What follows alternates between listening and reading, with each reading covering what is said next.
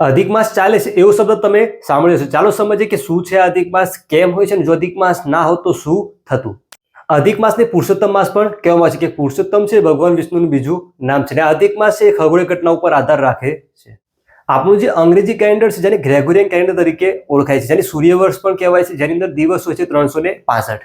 તેવી જ રીતે આપણું જે ગુજરાતી કેલેન્ડર જેને હિન્દુ પંચાંગ તરીકે ઓળખાય છે, જેની અંદર દિવસ હોય છે 354, જેને ચંદ્રવર્ષ પણ કહેવાય છે. તો આમ આજે ચંદ્રવર્ષ અને સૂર્યવર્ષ એ બંને વચ્ચે તફાવત હોય છે 11 દિવસનો, અને આ 11 દિવસ છે દર 3 વર્ષે 1 મહિના બરાબર થાય છે. એટલા માટે દર 3 વર્ષે જે 1 મહિનો છે એ વધારી લેવામાં આવે છે, જેને નામ આપવામાં આવે છે અધિક માસ.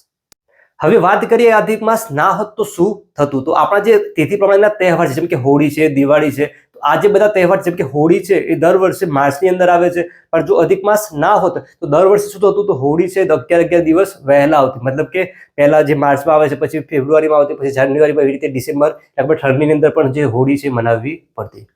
વિડીયો પસંદ આવ્યો લાઈક સાથે શેર કરજો.